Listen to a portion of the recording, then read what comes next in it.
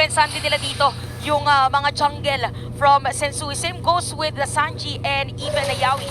1K gold lead agad para sa Echo. Napakabilis ng pag-generate ng gold lead. And mukhang nakikita na nga natin yung mga early signs ng possible Echo Express run mula sa Echo in this game number 3. Pero mukhang wala pa namang big rotations going towards the gold lane. At mauuna pa nga ang Blacklist. Yun nga, tatlo kagad mula sa Blacklist ang nakapwesto dun sa may bandang itaas. And Yawi naman, nakakatunog din siya eh. Kailangan medyo nakapaligid din ako dito kay Benny QT. Pero sabi nila, sige, kapit ka lang muna dyan sa Torre Benny. Kami na muna bahala dito sa may bandang itaas. Tyrant's Revenge, Circling Eagle ay nagamit na nga rin ni Rene J. And this time, kakalas muna ang magkabilang kubunan.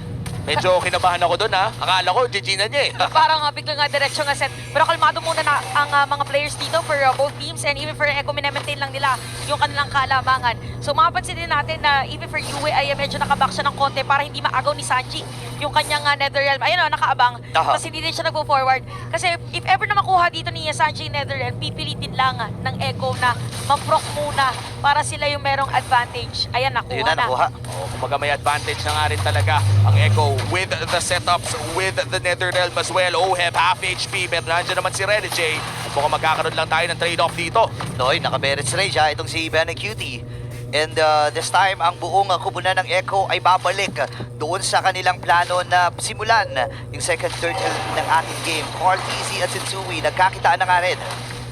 Ngayon, sisimulan na ng Blacklist at Echo ang Turtle. Yawi going in, nakahanap ng isa! Tyrant's Revenge, Tyrant's J, nandun din yung Runner Shabati pero hindi sapat yung damage. Yung Heavy Spirit nagamit na rin dito ni Carl TZ, reset para sa pangalawang pagkong. Habang si Sensui lumapit, wala siyang dash ha, hindi may dash out pala siya. Sakto na sabi niya, hindi, meron. In and out pala. Pero Echo ngayon ang unang makakaposisyon. Habang ang ginagawa muna ng Blacklist International is patatabain si Oheb doon na sa may bottom lane. So still 1.1 gold lead for Echo. Good trade para dito sa side ng Blacklist. Nakat ang lead ng Echo mula 1-2 to 900. Pinakain pa si Oheb. That did give out the turtle for Echo. Dalawang turtle na ang nasa kamay ng mga Orcas at binabantayan pa rin ni Yawi si Benny QT. Yeah, 5 minutes na rin ang nakalipas at hindi na maximize yung mga energy shields ng ating magkabilang gold laner.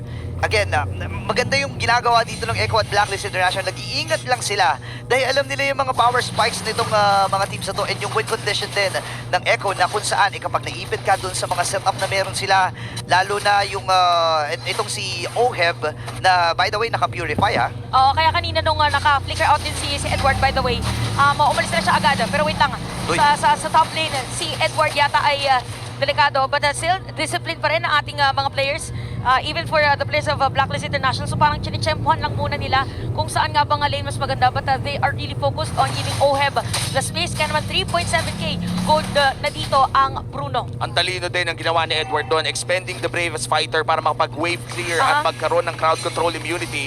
Meanwhile, si Sanford forced to give out his turret doon sa may bandang ibaba. More control for Blacklist sa bandang south side ng mapa. At ngayon, mid lane naman ata ang punteriya ng Blacklist. That's one turret down on the hands of Echo. Bukang turrets naman ang gusto ng Blacklist. Okay, set up. Hindi ibabato ni Yawi yung kanyang Tyrant's Revenge. Pero si Oheb nanganganib ata siya dito. Sanji, nandun yung pokes.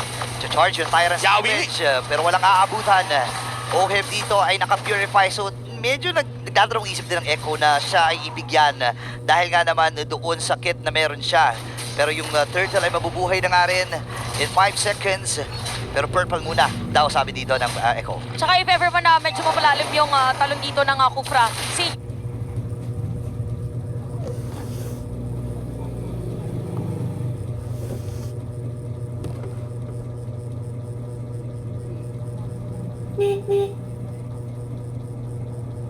yung naka-ready din, nakita natin na meron Shadow Stampede if ever, pero iba ang unang tatalon. Take note na wala na ang isa sa mga pwedeng pang set up from Echo, which is yung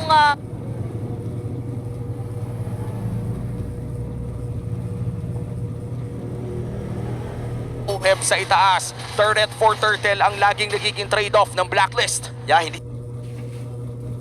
Noon, alam natin na kapag naka-early snowball itong isang Bruno, kahit sino sa mga members dito ng Echo ay pwedeng manlambot talaga. Oh, 3 items pa lang no? Yup. Oh, at saka kung mapapansin nyo, parang nasa cycle lang din yung dalawang teams natin. For Echo, parang 5 sila pupunta pag doon sa turtle objective. Yung pala, yung blacklist, magpapakita sila saglit, pero pinapataba pala nila yung si Oheb sa mga ibang lanes. So may kita natin ngayon, first item, core item rather for Cartezy is yung blade armor.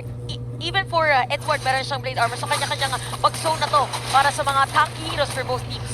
At mukhang magpupush na dito ang Echo. Edward with the bravest fighter to clear out. Yawi nagse-stretching pero hindi nila itutuloy ang engage. Wala pa rin makukuha ang Torres sa may bandang mid lane. At magkakapalitan lang around the map.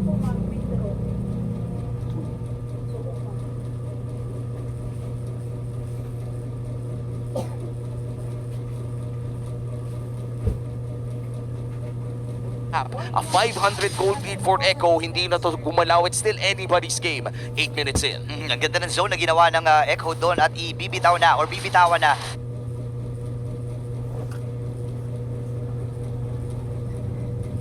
King of Oheb, 6.3k gold para dito sa ating laban. And Benny is 5.6.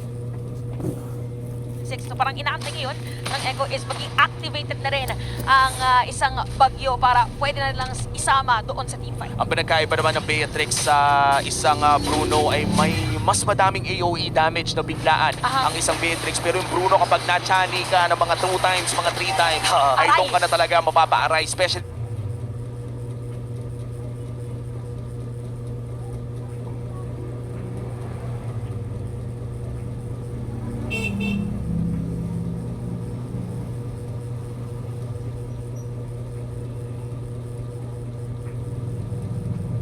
with the Mecha Legs passive na sa tingin ko pag full stack ay kahit sino kaya talagang paarayin. And at the moment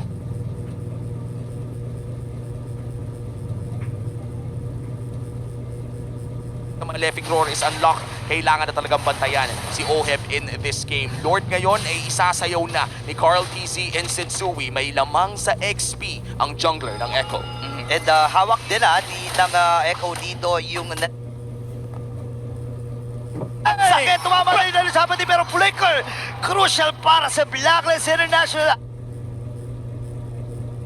At ang Lord na ito ay mapapasa kamay na nga ba ng Echo? Parang mapapasa kamay sa kanila eh. Para sa kanila nangaata to. Kasi walang namatay sa kanila. Tumugo lang ng sobra, pero hindi pa rin natuloy. Nakita natin kanina na nakasalubong ni Rene JC si Yawi, so napigilan dito nang magtropa ang isa't isa, pero naging maganda para dito sa Echo dahil sumakto rin naman na nandito si Benny Cutie, and nakita natin earned the top global shoot during MPL Philippines Season 12. Ito yung tipo na kahit nasa, sabihin natin nasa bench siya during the regular season ay hindi niya hinayaang hindi siya maging matulis. Nag-prepare si Yawi para sa moment na to, and 11 minutes in, hindi pa rin nakakakill ang Blacklist International.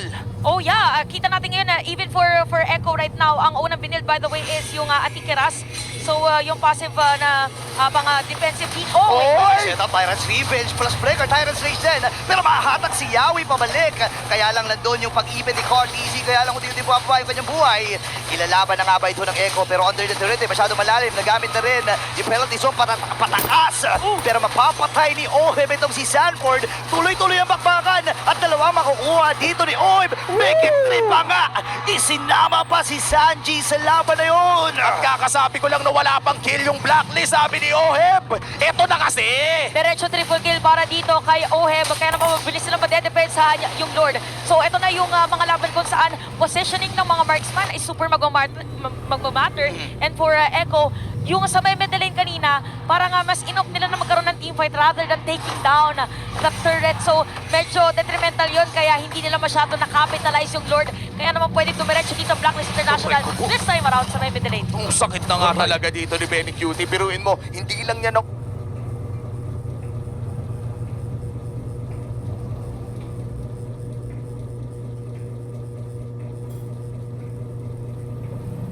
wave clear, nakapag-poke na rin siya. At ayan nga ang kalakasan ng isang Beatrix in the...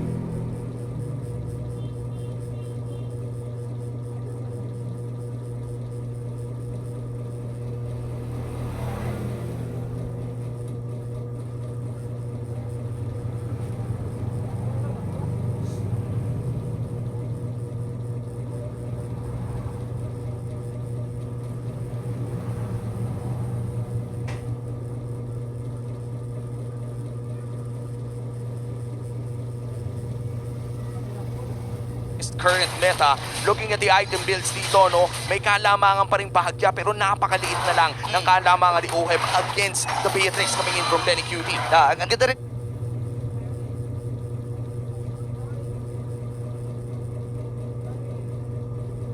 Ang pag-priority niya dito ng Malefic Roar kasi alam niya na medyo makukunan talaga yung mga heroes dito ng Echo and kailangan ng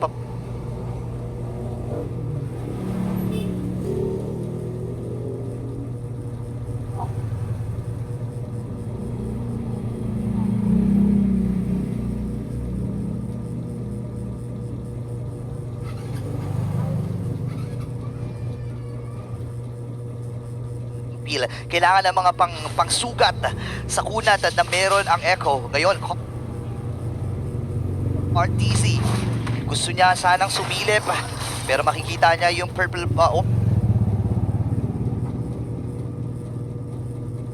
orange buff na wala na. So ngayon, hihinga muli. 46 seconds bago mabuhay yung Luminous na Lord. At ang Echo ngayon, nakakabawi na in terms of map control. Oh.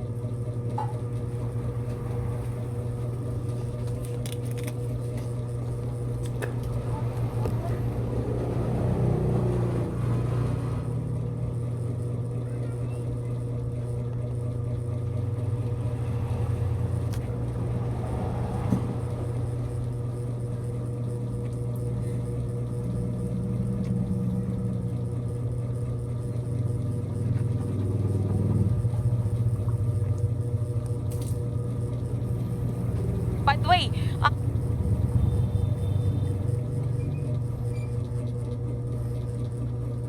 ang taas na talaga ng damage dito ni OHEB.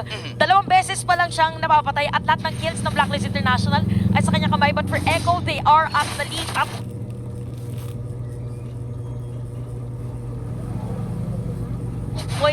4K. So it's a matter of synchronization of skills. Parang yun yung nagiging strength nila eh. Pag nagpatong-patong dito kung sino nga gusto i-layo with the heavy spin, kung magiging maganda ba yung penalty zone and even the Tyrant's range. Maganda naging depensa ng Echo. Konti lamang ang mga toring nakuha ng Blacklist pero mukhang makakadalawa sila since Sui nasa may bandang harap at kailangan na nga mag-back ng Blacklist. So far, 1,000, almost a 2K gold lead for Echo at nagmamatter pa rin naman ito at hinihintay lamang natin kung makakakuha pa ba ng mga extra na tore dito ang Blacklist and that's it. Siguro 3 tore ang kanilang nakuha. Oh, naging magandang trade for them again because of item para dito sa ating mga sustainable heroes. Parang ang pinakakailangan nilang dikitan as much as possible is yung mga marksman. Pero medyo crucial kasi siya pag may nadikitan, kailangan secure the kill against them. Yeah, and maganda dito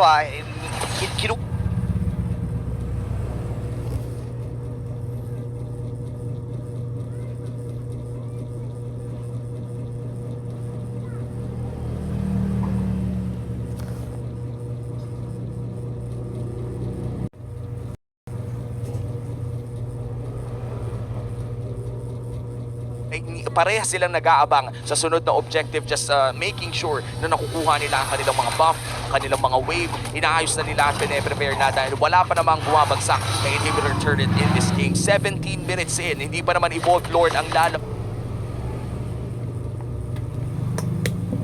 na susunod pero tumataba yung wave doon sa top lane if you're Echo. Yung mga wave kasi nakita rin natin nung last game ay magmamatter talaga pagdating doon sa mga objectives. Kaya kung mapansin natin, lahat talaga ng, or both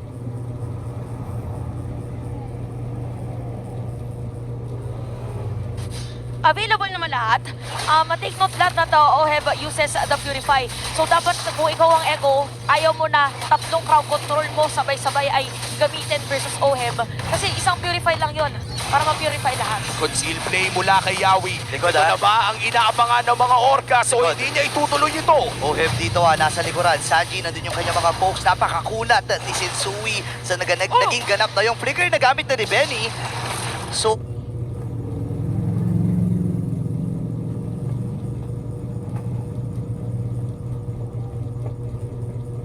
Go signal sana to sa Blacklist International pero yung Netherlands kasi nagamit na rin eh. And yung snipe, hindi tinamaan dito si Oheb. Renny J ay tinitibayan lamang.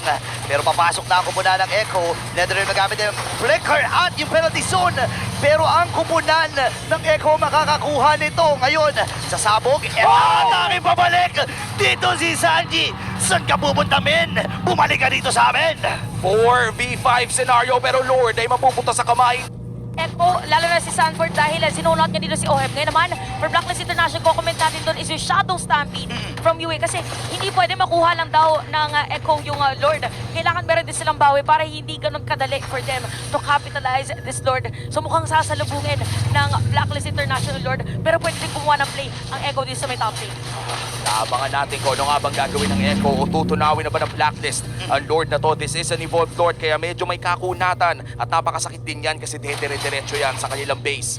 Echo right now still holds the gold lead pero 4v5 scenario kakabuhay lamang ni Sanji at naglalakad pa sa gitna.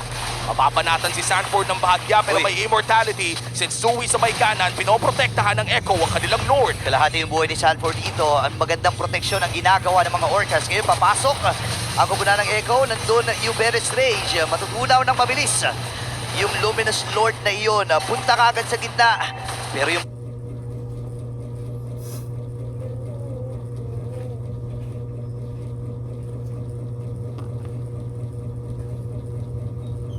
bottom lane na medyo kumpulan at may posibilidad na mabasag ito. And there you go. Nabasag na nga ng Echo and Blacklist International. Masasabi natin na magandang depensa pa rin ang kanilang pinakita. Ang kapalang naming yung wave though.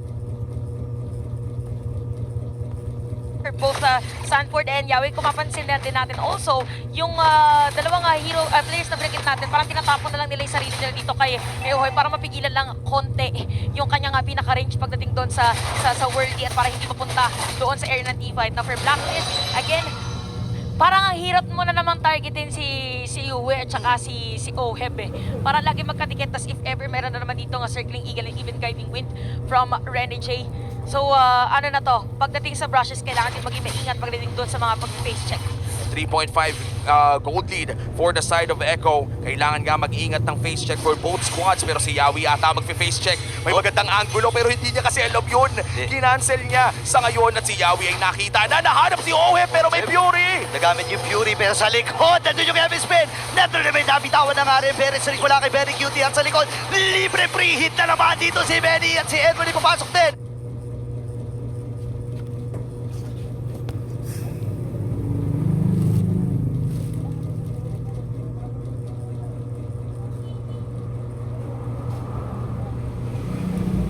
Sensui sasalubong, double kill para kay Sanji at si Sanford ay makakabawi. The Sansan Duo pagsangangapat para sa Blacklist International. 2v5 scenario.